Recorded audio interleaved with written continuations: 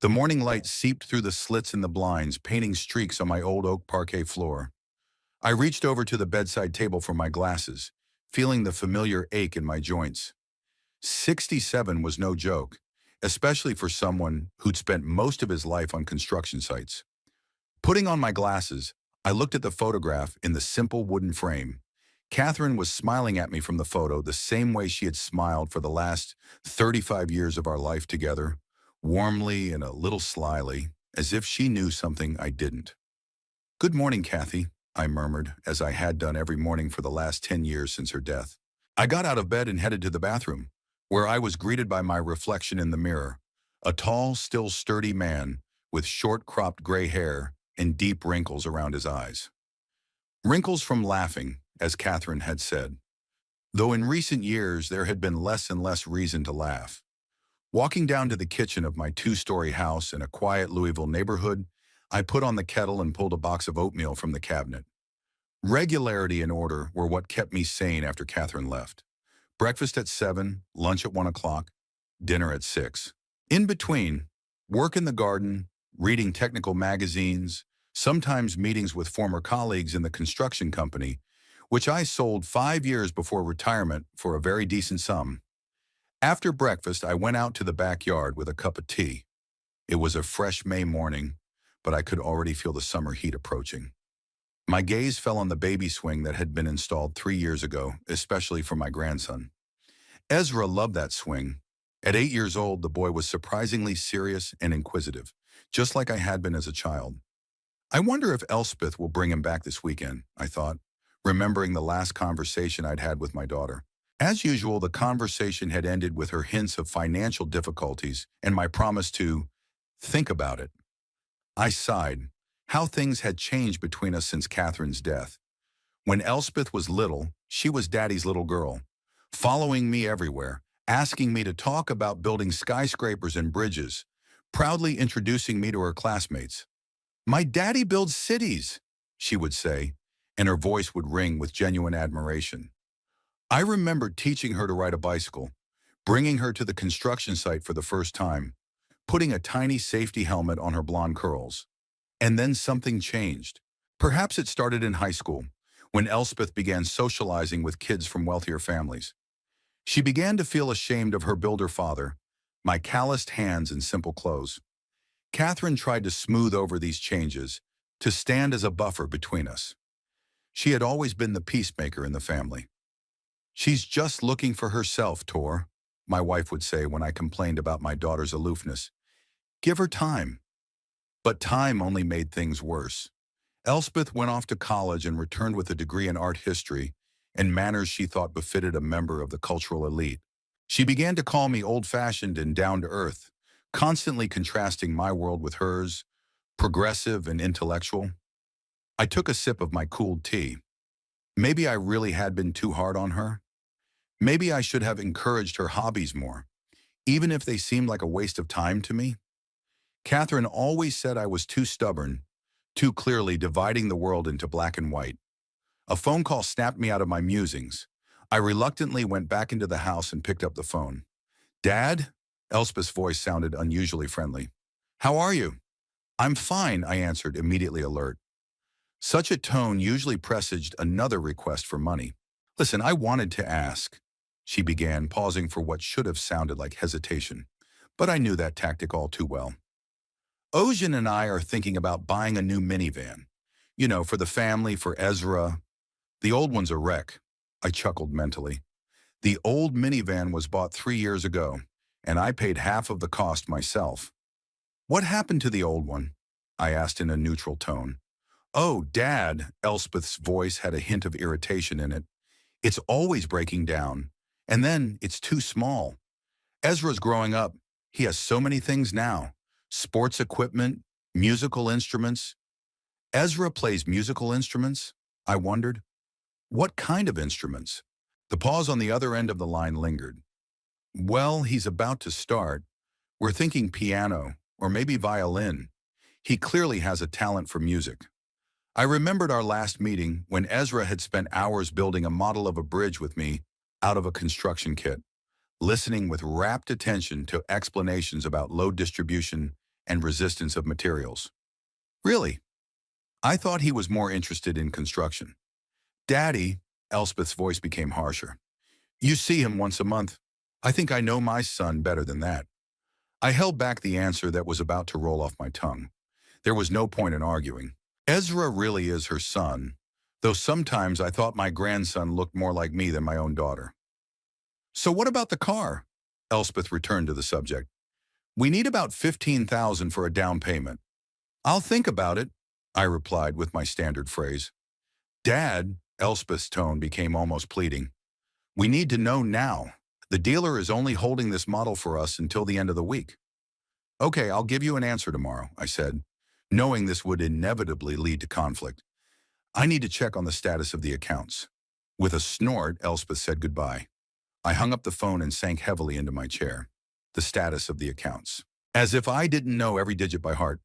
My engineering mind had always had a penchant for accuracy, and finances were no exception. Over $12 million from the sale of the company, plus retirement savings, plus a house valued at $1.5 million. I could buy my daughter a whole fleet of minivans if I wanted to. But it wasn't about the money.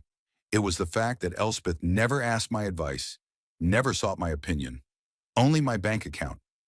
My gaze fell on a photo on the mantelpiece, a picture from 3 years ago of the three of us. Myself, Elspeth, and little Ezra at the amusement park. Elspeth was smiling at the camera, but her eyes were empty. Ezra, on the other hand, was looking at me with genuine delight. We had just ridden a roller coaster, and the boy was thrilled that his grandfather had been brave enough for such an adventure. When Elspeth married Ocean Haggard 10 years ago, I immediately sensed something amiss. This young man with the ambition of an artist but no talent, with pretensions to intellectualism but no depth of thought, seemed to me the perfect manipulator. Catherine, however, urged me to give her son-in-law a chance. He makes Elspeth happy, she said. I doubted that the daughter is really happy, but argue with a dying wife could not. Catherine left 2 months after the wedding, and her last days were overshadowed by my quarrels with my son-in-law. After Catherine's death, Elspeth and Ocean began treating me like an ATM. At first the requests were rare and reasonable. Help with a down payment on a small house, paying for health insurance when Ocean was having trouble with his job. I never said no, seeing it as a way to keep in touch with my only daughter. But gradually the requests became more brazen and more frequent. A new car, home renovations, private school for Ezra, even though the public school in their neighborhood was considered one of the best. More and more often I heard my daughter say, "You want your grandson to have the best, don't you?" Ezra, the only ray of light in my current life. The boy inherited my curiosity and practical mindset, though my parents seemed oblivious to it, trying to push him into the world of art and creative expression. Ezra reached out to me, asking questions about how things worked, enthusiastically accepting gifts of constructors and experiment kits. Lately, though, Elspeth and Ocean had increasingly found excuses to cancel my visits or reduce the time I spent with my grandson. Ezra's tired. Ezra has extra classes. Ezra needs to study for a test. I suspected the real reason was my refusal to fund another spouse's whim. The final straw was a conversation overheard a month ago. I'd stopped by unannounced to drop off a new modeling kit for Ezra and heard Elspeth saying to her husband in the kitchen, "He's getting more and more uncooperative.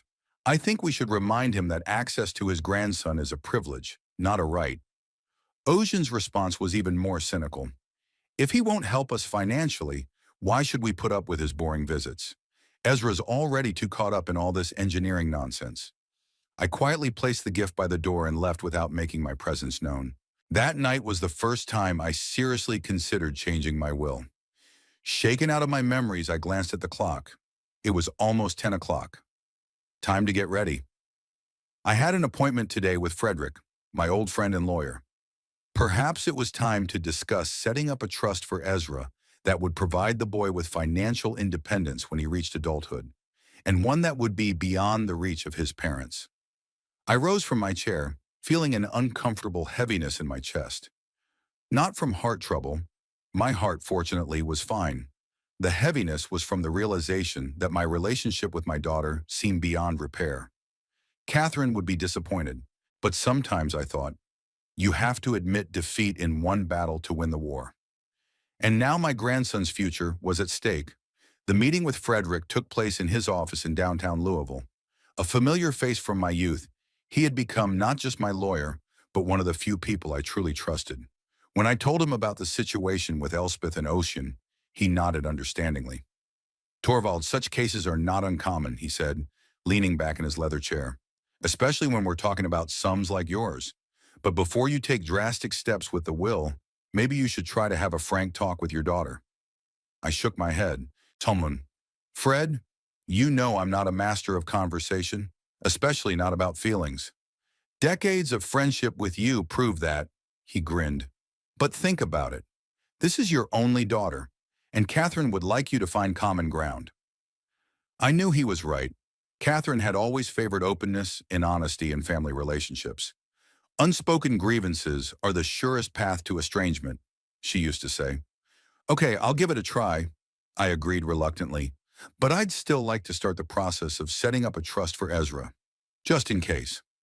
Frederick nodded and began to explain the legal intricacies of such a decision. I listened, half listening, thinking about the upcoming conversation with my daughter. What would I say?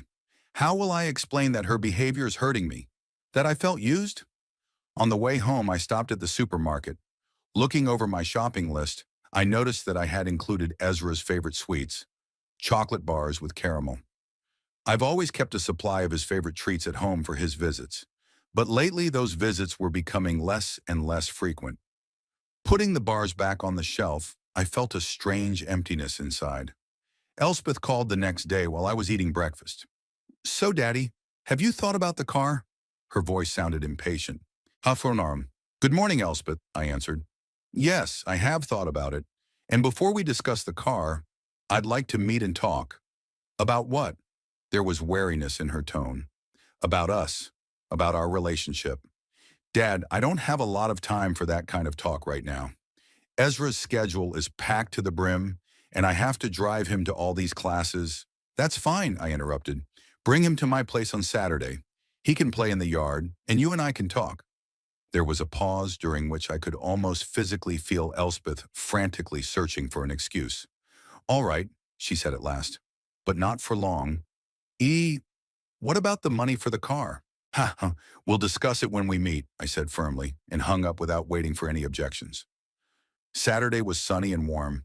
I spent the morning cleaning the house and cooking dinner, baking chicken legs and potatoes, just like Ezra liked. By 2 o'clock, everything was ready, and I sat on the porch waiting for my daughter and grandson to arrive.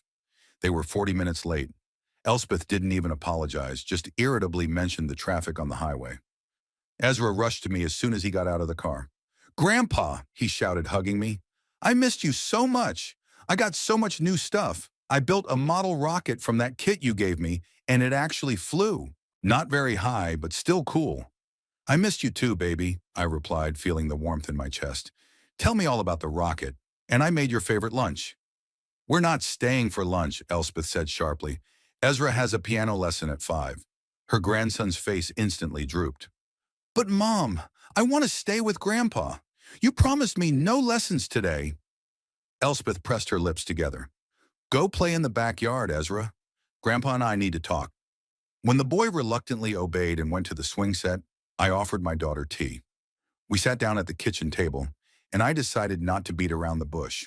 Elspeth, I feel that our relationship has changed, and not for the better. I think you only see me as a source of finance, not a father. She raised her eyebrows. What are you talking about, Dad? Of course you're my father. It's just... You know how hard it is for young families these days. Everything's so expensive, and Ocean has been promising for 10 years to sell his paintings and open a gallery, I finished for her. But it never happened. But the requests for money from you come more and more often. Elspeth's face turned cold. So that's how you see the situation? We're just using you? And the fact that we're raising your grandson, giving him the best education, opportunities for development, that doesn't mean anything? I appreciate that, I replied calmly. But I think you're using Ezra as leverage against me. If I don't give you money for your whims, you limit my meetings with him. That's not true. Elspeth was indignant, but her eyes told me I was onto something. It is, and we both know it.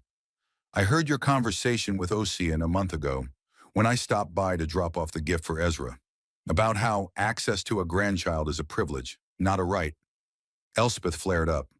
Were you eavesdropping? No, I just came at a bad time. But that doesn't change the point. You're manipulating me using Ezra, and it has to stop. She stood up, paced the kitchen nervously. Dad, you've got it all wrong. We just want what's best for Ezra. And that takes money. If you don't want to help, just say so. But don't accuse us of manipulation. I've always helped you, I reminded you. Down payment on the house, car, repairs, private school for Ezra. Even though the public school in your neighborhood is one of the best, the list goes on and on. But that's not what this is about. I want you to stop using my grandson as a money-making tool. How dare you? Elspeth's voice has risen. We have never used Ezra. He's our son. We love him. And you? I love him too, I said quietly. More than anything in the world. And I want to be a part of his life. Not just an ATM, but a real grandfather. Then prove it. Elspeth crossed her arms over her chest. If you really love your grandson, you'll help us buy a new house in Graceland Hills.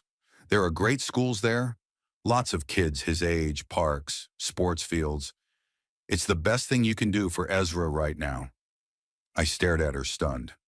Graceland Hills, but the houses there cost at least $1 million. $200 million for the one we like, Elspeth clarified. But that's not a problem for you, is it, Dad? You sold the company for tens of millions. For 12, I corrected myself. And it's not about whether I can afford to buy you a house. This is about you not hearing me. I'm talking about our relationship, and you're talking about money again. Because money solves problems, she exclaimed. If you buy us a house in Graceland Hills, we can move Ezra to a better school, give him a better future. And of course, you'll be able to see him more often. We can even pick out a house with a guest house so you can stay with us. I felt anger slowly rising in me. She didn't even try to understand my feelings, my concerns. It all came down to money. What if I say no? I asked quietly. What if I said I wouldn't give you the money for a new house? Elspeth's face turned hard. Then I'll be very disappointed, Papa. And I'm afraid we're going to have to reschedule your meetings with Ezra. He's got a very busy class schedule as it is, and it's taking a long time to get to you. So it's an ultimatum, I said. Either I buy you the house for $1,200,000, or you limit my visits with my grandson. It's not an ultimatum, Elspeth objected, but her eyes said otherwise. It's just reality. We all have limited time and resources. We have to prioritize. I looked at my daughter and didn't recognize her. Where was the little girl who looked at me with delight when I showed her how simple machines worked? Who came running to me with her problems and joys? Who cried on my shoulder when her first boyfriend dumped her? In front of me stood a cold, calculating woman, ready to use her own son as a bargaining chip. You know what the saddest part is, Elspeth? I said after a long pause. You don't even realize what you're doing is wrong. You really think that providing Ezra with material goods is more important than letting him have a relationship with a grandfather who loves him? Don't be dramatic, Dad, she snorted. No one's saying you won't be able to see Ezra. It's just less often. Unless you help us with the house. I shook my head slowly. I need to think about it. This is a big decision. Sure, Elspeth smiled, clearly deciding she'd won. But don't take too long. The sellers of the house expect an answer by the end of the month. I'll give an answer in a week, I promised. Now, if you don't mind, I'd like to spend some time with Ezra. Alone. Dad, I told you, we don't have much time. Ezra has a lesson. Piano at 5, I remember. It's only 3 o'clock. 2 hours is all I'm asking for. Elspeth reluctantly agreed and left, saying she'd pick up her son at 5 sharp. I went out into the yard where Ezra was busily examining a beetle on a leaf. Grandpa, look, he exclaimed as I approached. It's a deer beetle. It has such huge jaws like the antlers of a deer. I sat down next to him, looking at the insect. It does look like a deer. You know, those are the jaws that males use when fighting for females, just like deer use their antlers. Really? Ezra's eyes widened with delight. What else do you know about bugs? The next 2 hours flew by. We explored the garden. I told him about insects and plants, Then we ate chicken feet and potatoes, and I showed him how the little electric motor I'd built for him worked. "This is for you," I said, handing him a box with the motor in parts for experimentation. "Don't tell your mom it's from me. Tell her you found it at school or something." Ezra looked at me in surprise. "Why? Mom doesn't like it when you give me things like that?" "Not really," I answered cautiously. "It's just, adults have different opinions about what's best for kids. Your mom wants you to do more music." "But I don't want to play the piano," Ezra complained. "It's boring. I want to build things like you." I hugged him, feeling my heart clench. "You can do both. Being able to play a musical instrument is great, but building is important too. The key is to find something you really enjoy." When Elspeth came to pick up Ezra, the boy had already hidden my gift in his backpack. They left, and I was left alone in the empty house. Sitting in the chair, I thought long and hard about the conversation with my daughter. She had given me an ultimatum. Either I buy them the house, or they would limit my visits with my grandson. And from the looks of it, that was just the first step. The house would be followed by something else, and another, and another. I remembered what Frederick had said about the trust for Ezra. Maybe it was time to stop hoping to rebuild my relationship with my daughter and focus on protecting my grandson's interests. The decision came naturally. I picked up the phone and dialed the number. "Fred, it's Thorwald. Remember we talked about the trust for Ezra? I want to start the process." "Oh, and, I need to change my will." As I hung up the phone, I felt a strange calmness. For the first time in a long time, I was sure I was doing the right thing, even if it meant breaking up with my daughter for good. The 3 weeks after our conversation with Elspeth flew by in a flurry of activity. I met with Frederick almost every day, discussing the details of the trust for Ezra. We worked out every detail, the terms of the money, the protection against Elspeth's and Ocean's attempts to gain control of the funds, even the appointment of an independent trustee. "Shunom. Torvald, are you sure you want Elspeth out of the will?" Frederick asked at one of our meetings. "That's a pretty radical step," I wondered. Despite everything that had happened, Elspeth was still my daughter, the only child that Catherine and I loved so much. "You're right," I finally answered. "Leave her the house and a small amount of money. Make it 500,000. Put the rest in a trust for Ezra." Frederick nodded, making notes. "What about the terms of the trust? When will Ezra have access to the money?" "Some at 18, some at 21. Full control at 25. And I want provisions made for his education, regardless of age." We discussed every detail, every scenario. I wanted to be sure that my $12.5 million would be used exactly as I planned, to secure my grandson's future, not to satisfy the whims of his parents. In all this trouble, I had almost forgotten my promise to give Elspeth an answer about the house. She reminded me about it when she called me exactly 1 week after our conversation. "Daddy, you promised to think about the house?" she said without preamble. "The sellers are waiting to hear back." "I haven't made a final decision yet," I replied, though in fact I had already made a decision. "I need a little more time." "Shakadwam." "But Daddy," she said with a pleading tone in her voice, "we could miss out on this house. It's perfect for us and it's a bargain. $1,200,000 is a bargain?" I grinned. "For Graceland Hills, yes," she exclaimed. "The other houses there cost $1.5 million or $2 million. Please, Dad, for Ezra's sake." I sighed. It's always the same tactic, using the grandson as leverage. "I'll give you an answer next week," I said firmly. "Not before." Elspeth was clearly displeased, but she didn't argue. Before hanging up the phone, she mentioned, as if by the way, Ezra's birthday is coming up. He's turning 9. We're planning a little party at home." My heart twitched. Ezra's birthday was one of the most important days of the year for me. He and I usually spent the whole day together, going to the amusement park, the zoo, or just playing with building blocks at my house. "When's the party?" I asked. "I'd like to come early so I can spend some time with him before the guests arrive." "I'll send you an invitation in the mail," Elspeth replied. "It will have all the details." After that conversation, I started thinking about a gift for Ezra. Last year, I had gotten him a radio-controlled car kit, and we had spent the whole day building it together. This year, I wanted something special. Maybe a telescope? Ezra's always been interested in the stars. So we decided on a telescope. I spent a few days researching, choosing a model that would be easy enough to use for a 9-year-old, but still give good image quality. In the end, I settled on a fairly expensive model with automatic pointing and a built-in database of celestial objects. The invitation came a few days after our conversation. A simple postcard with a picture of a space rocket. Ezra had always loved everything related to space. The time and date written inside was Saturday, May 14th, 3 o'clock in the afternoon. I smiled, imagining how happy my grandson would be with my gift. By then, all the documents for the trust were ready. All that remained was to sign them.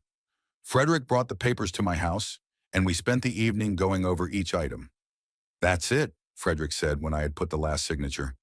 "Now your fortune is protected from frivolous spending and guaranteed to go to Ezra when he grows up." "What about Elspeth?" I asked. "When will she know about the changes?" "We're not legally obliged to inform her now," Frederick replied. "She won't know about the trust until after your death. Unless, of course, you want to tell her before." I hesitated. Part of me wanted to use this as leverage against Elspeth, to show that her manipulations had consequences. But the other part realized that it would only exacerbate the conflict. "I'm not going to say anything yet," I decided. "We'll see how our relationship develops." Ezra's birthday was in a week, and I was fully immersed in the preparations. I ordered festive packaging for the telescope, bought a book about stars and planets to complement the gift. I even prepared a little speech in which I wanted to tell my grandson about the importance of following your passions and not being afraid to be different. 3 days before the party, I called Elspeth to finalize the details. "Say, should I bring anything but a gift?" I asked. "Maybe food or drinks for the guests?" "Don't worry, Dad. We'll organize everything," she answered. "By the way, have you decided on a house yet?" I sighed. It's always the same. Money, money, money. "No, Elspeth. I'm not buying you a house in Graceland Hills," I said firmly. "It's too expensive. And frankly, you don't need it right now. Your current house is perfectly adequate for a family of 3. There was a long pause on the other end of the line. "Well, it's a pity," she said icily. "That's too bad. I thought you really cared about your grandson's future." "I do," I said firmly. "More than you can imagine. But buying a house for $1,200,000 is not caring. It's indulging your and Ocean's ambitions. You want to live in an upscale neighborhood not for Ezra, but for your own status." "How dare you?" Elspeth flared up. "You don't understand anything about raising children. You never did. Even when I was little, you were always busy with your work, your bridges and buildings. It wasn't fair, and we both knew it. I always made time for Elspeth, even during the busiest periods. But it was pointless to argue. "I won't discuss the past," I said calmly. "My decision about the house is final, but it has no bearing on my relationship with Ezra. I'll be glad to see him at his birthday party on Saturday." Elspeth said goodbye abruptly and hung up the phone. I sensed that our conversation wouldn't just end, but I didn't expect what happened next. On the eve of my birthday, when the telescope was packed and standing in the hallway ready for tomorrow's party, my phone rang. It was Elspeth. "Daddy," she began without preamble, "I'm calling to tell you that you don't need to come tomorrow." I was stunned. "What? Why?" "We've decided to make the party just for the kids and their parents," she replied. "It's better for Ezra. He'll be able to socialize better with his peers without distractions." "Distractions?" I repeated, not believing my ears. "You're calling me a distraction at my own grandson's birthday party?" "You know what I mean." Her voice sounded cold and detached. "Kids socialize better in their own circle, without older relatives." I felt the anger rising in me in a wave. "This is about the house, isn't it? You're punishing me for refusing to buy you a house in Graceland Hills." "Not everything in the world revolves around you, Dad," Elspeth snapped. "We just want Ezra to have a normal birthday party with his friends without the stress." "What stress?" I asked, feeling my heart clench. "Between us? Or between you and your conscience?" "You know what?" she said, a hint of irritation in her voice. "Think what you want. The fact is, you won't be at the party tomorrow. I can bring Ezra over to your place on Sunday if you want, for a couple hours." "Does Ezra himself know I won't be at his birthday party?" I asked, trying to remain calm. A pause, short but telling. "We'll explain it to him. He'll understand." "I doubt it," I said quietly. But do what you think is right. Just remember, Elspeth, every decision has consequences. Is that a threat? Her voice turned icy. No, I answered. Just a statement of fact. Hanging up the phone, I sat motionless for a while, looking at the packed telescope. Suddenly, I smiled. Not with joy, of course, from the realization that I had made the right decision in changing my will and setting up a trust for Ezra. Elspeth and Ocean had just proven that they didn't deserve a dime of my fortune. The next day, while a party was being held at my daughter's house to which I was not invited, I sat in Frederick's office and discussed the details of my conversation with Elspeth. They're using a child as a weapon. Frederick shook his head. It's disgusting. And stupid, I added, because it only made me realize that I had made the right decision. Are you going to tell them about the trust? Frederick asked. I hesitated. Not yet. Let them think they're on track, that they're in control of the situation. On Monday, Elspeth brought Ezra to me, as promised. The boy was depressed and didn't understand why I didn't come to his birthday party. Mom said you were busy, he said, hugging me, but I knew you would have come if you could have. I didn't dissuade him. There was no reason to involve a child in adult conflicts. Of course I would, I answered, hugging him back tightly, and I have a present for you. When Ezra saw the telescope, his eyes widened with delight. A real telescope, he exclaimed. It's computer-controlled. It's the coolest thing in the world. We spent the afternoon studying the telescope, reading the manual, and planning the evening's observations. I explained to him how the optics worked, how to adjust the focus, how to use the built-in database of celestial objects. Ezra absorbed the information like a sponge, asking intelligent, detailed questions. I was once again convinced that my grandson had inherited my analytical mindset, despite his parents' best efforts to steer him in a different direction. When it was time to leave, Ezra looked anxiously at the telescope. Grandpa, can I leave it with you? He asked quietly. Papa might not understand. He says science is boring, and I should do more art. My heart squeezed at those words. Of course you can, I answered, hugging him. The telescope will be waiting for you here, and we'll watch the stars together the next time you come to visit. Ezra left, and I was left with a heavy heart. How can parents so suppress their child's natural inclinations? How can they not see that their son is a born explorer, not an artist? 2 days after Ezra's visit, Frederick called me. Torvald, I have strange news, he said. I just got a call from Elspeth. She somehow found out about the trust and the changes in your will. I frowned. How is that possible? We haven't told anyone. I have no idea, Frederick replied. Cool. Maybe she knows someone at the notary's office or the bank. In any case, she's furious. No sooner had I hung up after talking to Frederick than the phone rang again. This time it was Elspeth. How could you? She shouted without saying hello. How could you disinherit me and give everything to Ezra? Not everything, I said calmly. You still have the house and $500,000. The rest will actually go into a trust for Ezra to manage when he grows up. 500,000? Her voice shrieked. That's nothing compared to your fortune.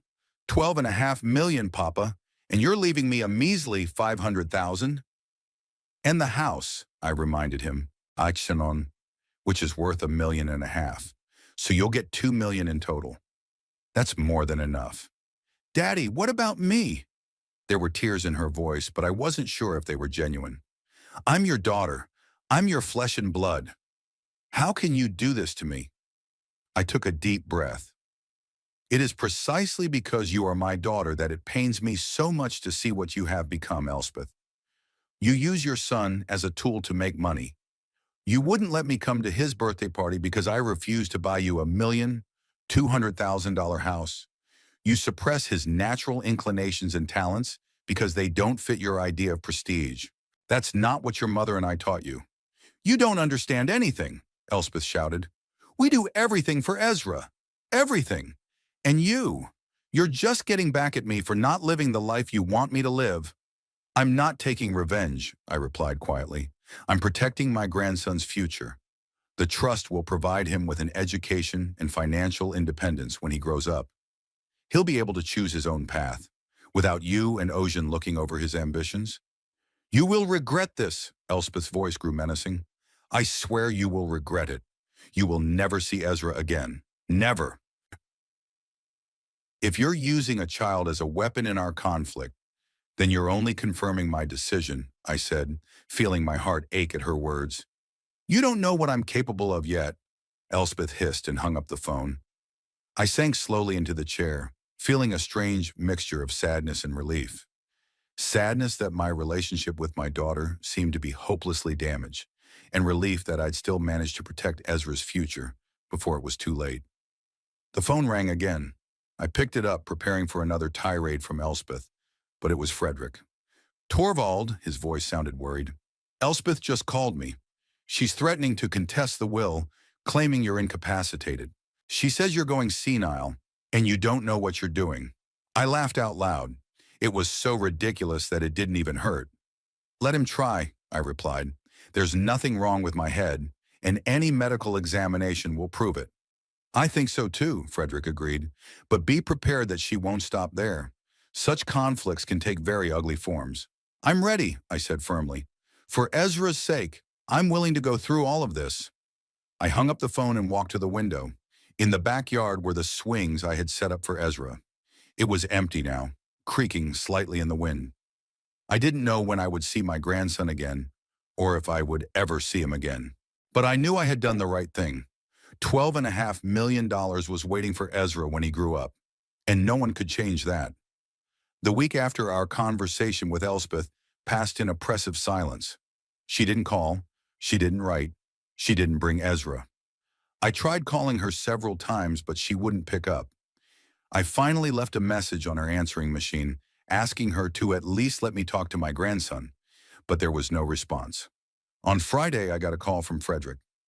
Torvald, the situation is getting complicated, he said without preamble. I received a letter from the lawyer Elspeth and Ocean. They demand an examination of your capacity and intend to challenge the changes in the will. I sighed. I had expected something like this, but the news still stung. On what grounds are they demanding an examination? I asked. I don't have any health problems, neither physical nor mental. They claim that you've been showing signs of dementia lately, Frederick replied. Allegedly, you've become forgetful, confused about dates. Sometimes you don't recognize people you know. That's nonsense, or I resented it. I don't have anything like that. I know, Frederick reassured me, but they can find witnesses to corroborate their words. Perhaps a neighbor or someone you know who will agree to testify for a certain amount of money. I've been thinking.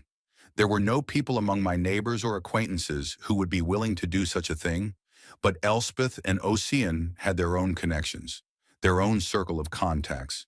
They might well have found someone willing to lie under oath. What do you suggest? I asked.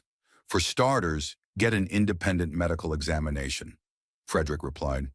The sooner the better. We'll present the results to the court if it comes to that. It would also be a good idea to collect testimonies from people who have regular contact with you and can attest to your sanity. Good, I agreed. Organize an examination, and I'll make a list of potential witnesses. After my conversation with Frederick, I sat in my chair for a long time, staring at the picture of Ezra on the mantelpiece. The boy was smiling, holding a model of the bridge we had put together. That picture had only been taken a month ago, and now I couldn't even talk to him on the phone. The thought that Elspeth and Ocean might be turning Ezra against me was unbearable. What are they telling him? That his grandfather is a crazy old man, that he doesn't want to see him, or maybe that I've traveled somewhere far away. The next day I went to the electronics store and bought a new smartphone with a prepaid SIM card. My plan was simple. Give the phone to Ezra so we could communicate directly without his parents knowing. I realized that this was not the most honest method, but in this situation I had no choice. I needed to be able to talk to my grandson, to explain the situation to him on a level he could understand, to make sure he didn't believe the lies Elspeth and Ocean might be spreading about me. The problem was how to get the phone to Ezra. I couldn't just show up at their house. They wouldn't let me in. I couldn't send a package, they'd intercept it. The only other option was school. I knew where Ezra went to school. Oak Ridge Elementary School was a 15-minute drive from their house. I had picked up my grandson from there a few times when Elspeth and Ocean were busy. The teachers knew me as Ezra's grandfather, But I couldn't just go to the school and ask to see him. The administration must have received instructions from Elspeth not to let me see the child. I needed a helper, someone I could trust. I thought of Margaret, the mother of Ezra's classmate. We had met at a school event, and she seemed like a reasonable and friendly woman. We even exchanged phone numbers. Her son and Ezra were on the same soccer team, and sometimes there was a need to coordinate trips to practice. I called Margaret and asked for a meeting. She agreed to meet at a coffee shop near the school. I have a difficult situation with my daughter and son-in-law, I explained as we sat down at a table. They won't let me see Ezra because of a conflict over money. I don't want to drag you into our problems, but I need to be able to talk to my grandson once in a while so he knows that I haven't forgotten about him and that I love him. Margaret listened to me carefully. I heard from Danny that Ezra's been very sad lately, she said. He asked why Ezra wasn't coming to soccer practice anymore. They took him off the soccer team? I wondered. Ezra loves soccer. It was one of the few sports his parents encouraged. Yeah, it's been 2 weeks now, Margaret nodded. The coach said that Ezra's parents had decided to focus on his music lessons. I shook my head. Another attempt to force a boy to do something he didn't like, just to fit their idea of prestige. I want to give Ezra a cell phone, I said, showing a small box. So we can talk sometimes. Would you be able to help? Margaret hesitated. I don't want to get involved in family matters, she said uncertainly. On the other hand, I can see that Ezra misses being with you. Danny said he often asks about you. Eventually, Margaret agreed to help. We agreed that she would invite Ezra to her son's birthday party next Saturday. Elspeth and Ocean were unlikely to mind. Margaret's family was exactly the kind of social milieu they wanted to keep in touch with. The plan worked even better than I expected. Elspeth not only allowed Ezra to go to the birthday party, but she didn't accompany him. She obviously had other plans for the day. Margaret picked Ezra up from home and brought him to the party, during which she discreetly handed him my gift, a box with a phone and a short note explaining how to use it and why it should remain our secret. That evening of the same day, Ezra called me. Grandpa? His voice sounded quiet and a little scared. Is that really you? Yes, baby, it's me, I answered, feeling a lump come up in my throat. How are you? I'm fine, he said uncertainly. Grandpa, why don't you come anymore? Mom said you were sick and didn't want to see anyone. I gritted my teeth. So that's the kind of lie they fed the kid. Ezra, I'm not sick, I said softly. Your mom and dad and I are having an argument about some adult things. They don't want us to see each other because of it. But I'm perfectly healthy and I miss you very much. I miss you too, Ezra whispered. And I also miss soccer. My mom said I need to practice piano more, but I don't like it. I want to play soccer and build models like I used to. We talked for almost an hour. Ezra told me that Elspeth and Ocean had really tried to turn him against me, saying that I had become weird and forgetful, that I supposedly didn't recognize Ezra the last time I saw him. It was all a lie, but the kid couldn't know that. You have to hide that phone so they won't find it, I said at the end of the conversation, and call me when you're alone. I'll always answer. And remember, no matter what they say, I love you and will always be there for you, even if I can't see you in person. After that conversation, I felt a little better. At least now I had a connection with my grandson. But the situation with Elspeth and Ocean continued to deteriorate. 3 years flew by like a day. Sometimes sitting in my workshop, working on another piece of wood, I would catch myself thinking that I hadn't noticed how much time had passed. My life had changed, but I remained in my home in Louisville, even though Elspeth persisted in suggesting that it was more appropriate for a person of my age. That is, a nursing home. Of course, she had her own agenda. She wanted my house, which had only increased in value over the years. I set the chisel aside and ran my hand over the smooth surface of the wooden box I was making for Ezra. Carpentry had become my new hobby. At first, I signed up for a class at the local retirement center just to occupy my time. But gradually, I got so involved that I set up a real workshop in my garage. It turned out that my engineering skills were perfectly applicable to working with wood. Accurate measurements, understanding the structure of the material, being able to plan the process from start to finish. Tomorrow was Wednesday, one of my days with Ezra on the official schedule. After all the court battles and mutual accusations, the judge made a decision that neither Elspeth nor I were happy with, but that we were both forced to accept. I got the right to see my grandson twice a week, on Wednesdays after school and on Saturdays from 10 in the morning to 6 in the evening. The process was grueling. Elspeth and Ocean did their best to portray me as an inadequate old man suffering from dementia. They provided the court with false medical reports, testimony from witnesses who had allegedly seen my strange antics. But thanks to Frederick and his brilliant work, we shattered their arguments. The medical examination confirmed that I am perfectly healthy and capable, and their witnesses could not withstand cross-examination. The court not only dismissed their lawsuit to declare me incompetent, but also established the order of my communication with Ezra, recognizing that Elspeth and Oceane's attempts to limit our communication were harmful to the child. Of course, they were furious, especially when they realized they couldn't change my mind about the will. $12.5 million was safely protected in a trust for Ezra, and no court could change that. The ringing of the phone interrupted my musings. I wiped my hands clean of wood dust and answered it. Minus Mr. Bramfield? This is Janet, secretary to the principal of Oak Ridge High School. I'm calling to let you know that Ezra has an unscheduled orchestra rehearsal after school tomorrow, so he won't be able to be at your place until 5 instead of the usual 3. I suppressed a sigh. It happened regularly. Elspeth and Ocean were always finding ways to cut my time with my grandson short. Unscheduled rehearsals, extra classes, urgent doctor's appointments, it all happened to fall on my days with Ezra. Thank you for the information, Janet, I replied politely. There was no point in arguing with the receptionist. She was only relaying a message. I'll be expecting Ezra by 5. Hanging up the phone, I went back to work on the box. It was to be a special gift for Ezra's 11th birthday, which was approaching. I carved constellations into the lid. My grandson's fascination with astronomy had not gone away, despite Elspeth's and Ocean's attempts to steer his interests into more prestigious fields.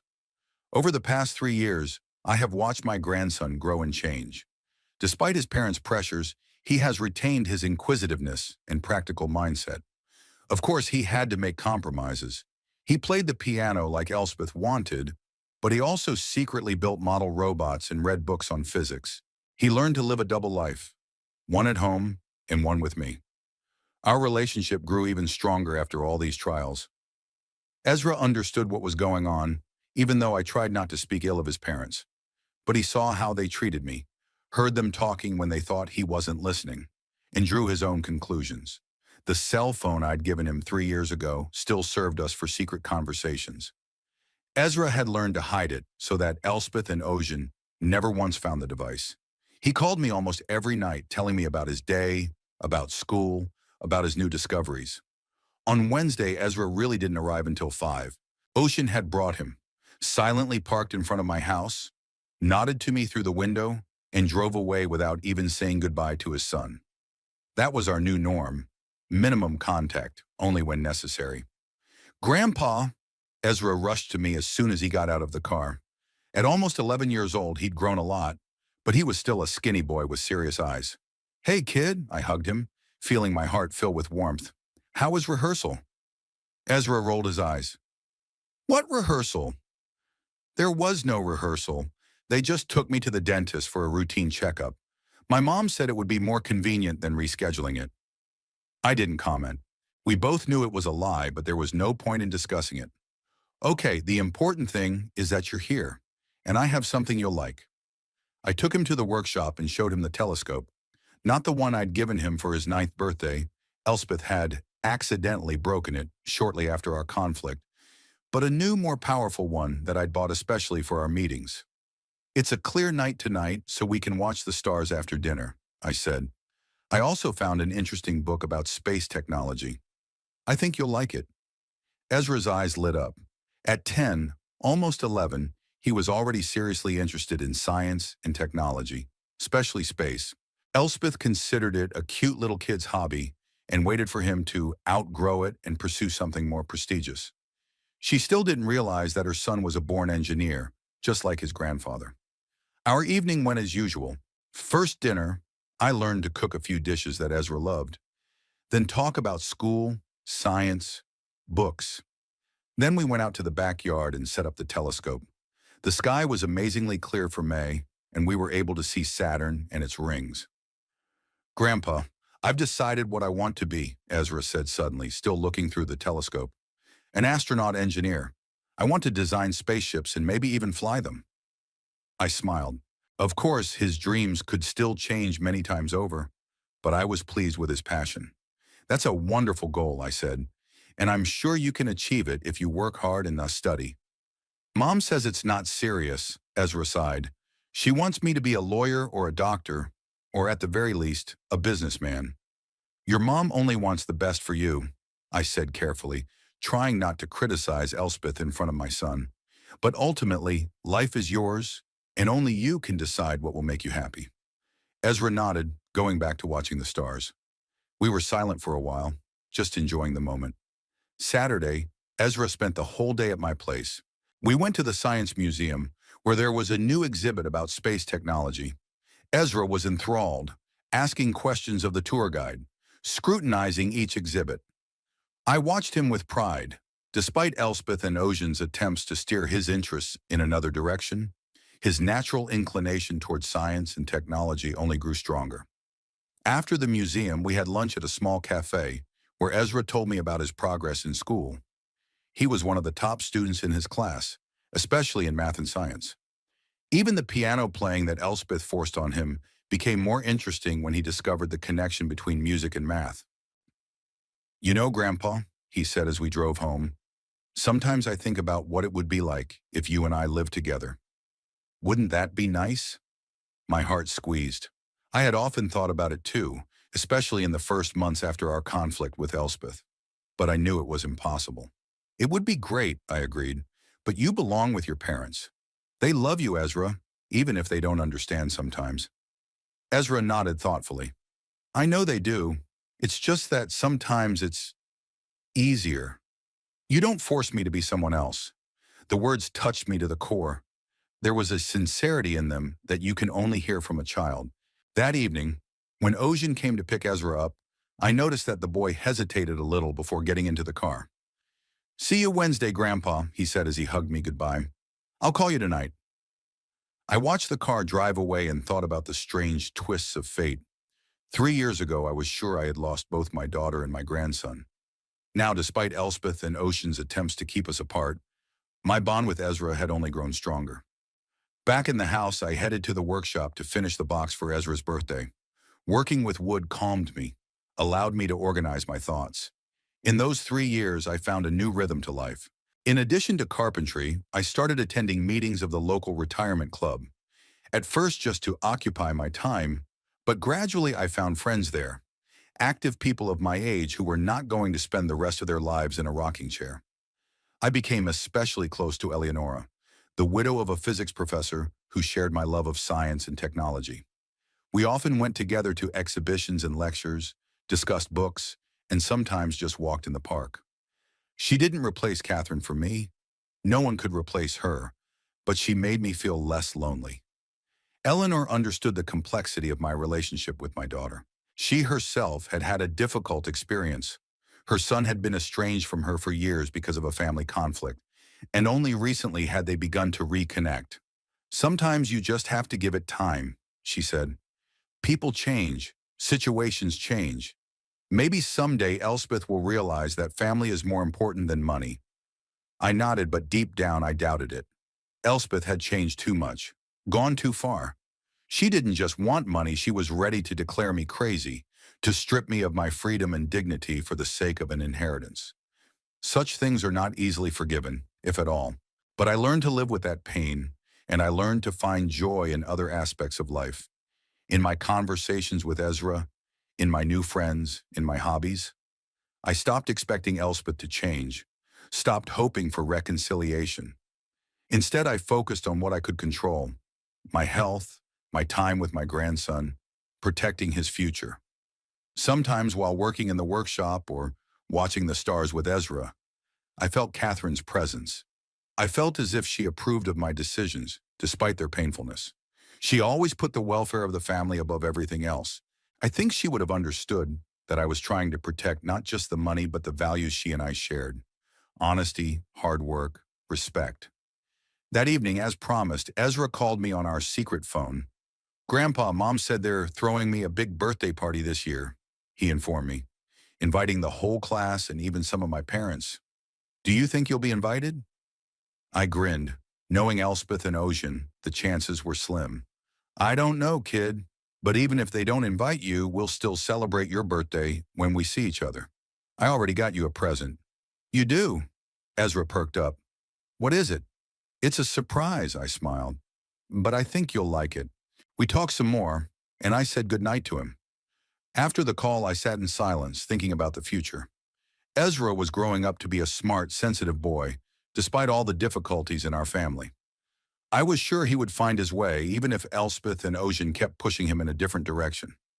Ezra's birthday was the following Saturday, one of my scheduled days. Elspeth called me on Thursday, for the first time in months.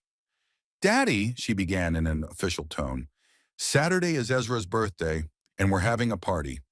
I know the schedule says it's your day, but I'd like you to have him here by 2 o'clock. The party starts at 3. I didn't say anything, so I wasn't invited after all. "Of course," I said at last. "I'll bring him by 2. "Thank you," Elspeth said dryly and hung up without saying goodbye. On Saturday morning, I gave Ezra my present, a constellation box and a kit for making holographic models of space objects. His eyes lit up with delight.